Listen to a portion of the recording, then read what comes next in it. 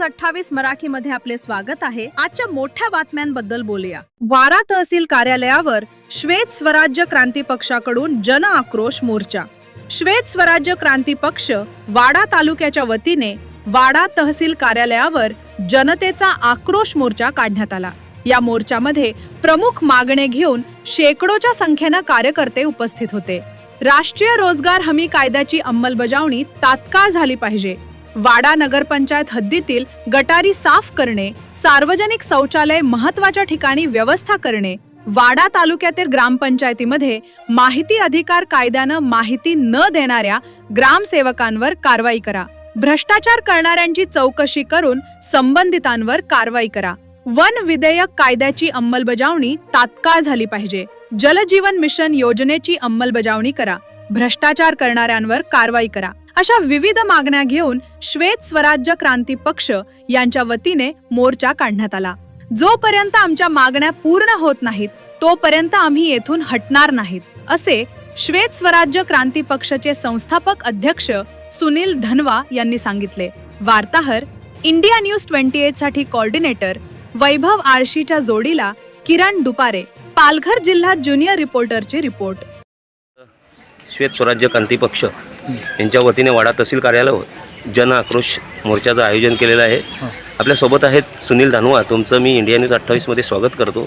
काय आहेत तुमच्या प्रमुख मागण्या आणि काय संदर्भात मोर्चा? स्वराज्य क्रांती पक्षाच्या वतीने हे आंदोलन करण्यात आलेलं आहे। प्रमुख मागणी तर हाताला काम मिळालं पाहिजे, मग ते कारखाने असो किंवा रोजगार हमीचं काम असो, हे काम बंद करण्यात आलेलं आहे। हे लक्षात घ्या। हे निगरगट्ट झालेल्या अधिकाऱ्यांना लाख रुपये पगार घेऊन आरामात बसलेत आणि वाडा शहरामध्ये काम बंद आहे। मजुराच्या हाताला काम मिळत नाही, ते तात्काळ काम मिळालं पाहिजे। MSCBचा बोंगल कारभार चाललेला आहे। भरमसाठ वीज बिल आकारणी करायचे, इंटरेस्ट लावायचा आणि मीटर काढून घेऊन यायचे। ज्याच्या घरात 2-4 बिल असतील, 1-2 युनिट पडत असतील, त्याला 5-5 हजार 10-10 हजार बिल आकारायचा, हे उद्योग बंद झाले पाहिजेत। त्याच्यानंतर पिण्याच्या पाण्याची व्यवस्था वाडा शहरामध्ये, वाडा तालुक्यामध्ये नाही। नपापू योजना बंद झालेल्या आहेत।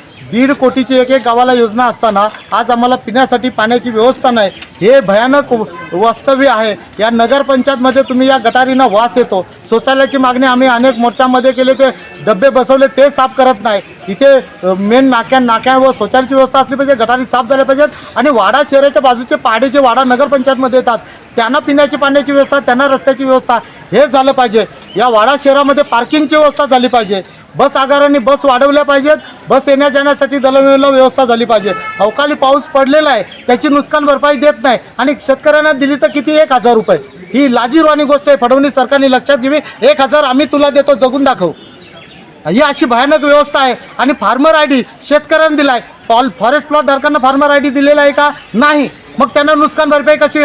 फार्मर IDच्या 8 बंद करा। अरे ओळख पाहिजे तर 7/12 आहे काही, शेतकऱ्यांका 7/12 आहे, वनपट्ट्या धारकांका 7/12 आहे। मग तो 7/12 तुम्ही असताना तुम्ही कशाला फार्मर IDची 8 देता? फार्मर IDची 8 डिरेक्टर कॅन्सल करा, अन्यथा सर्वांना सकट फार्मर ID द्या, नुकसान भरपाईच्या आणि बियाणं औषध खतं हे त्याच्यावर खरेदी करता आलं पाहिजे। योजना भेटणार नाही त्या फार्मर ID मुले, हे असले उपद्व्याप केलेले आहेत। त्याच्यानंतर आज रोजगार बंद असताना पंतप्रधान नरेंद्र मोदी सरकारने काय योजना आणले? श्रीराम रोजगार योजना। आणि ती योजना आहे, तो का कायदा नाही? ती कधीही बंद करतील, कामच देणार नाही, सांगतील योजना आहे। इथे राष्ट्रीय रोजगार हमी कायदा आहे। अधिकाऱ्याने 4 नंबरचा फॉर्म भरला तर त्यांना कायदेशीर 15 दिवसात काम द्यावं लागतंय, अन्यथा त्यांना बेरोजगार भत्ता देत आहे। म्हणजे असलं सरकारचे नियम चालू। मग फडणवीस सरकार असो, नरेंद्र मोदी सरकार असो, ते सरकार तर जाऊ द्या, हे अधिकारी लाखो रुपये पगार घेतात आणि निगरगट्ट होऊन बसलेले आहेत सर्व खात्यांचे। इथे रेशन पुरवठा खात्यामध्ये भ्रष्टाचार चालू आहे, तिकडे MSCBमध्ये भ्रष्टाचार चालू आहे, पंचायत समितीमध्ये तर भरमसाठ भ्रष्टाचार आहे, किती काढाल तेवढा कमीच आहे। तर हे सगळे उपद्व्याप बंद झाले। पिण्याचं पाणी,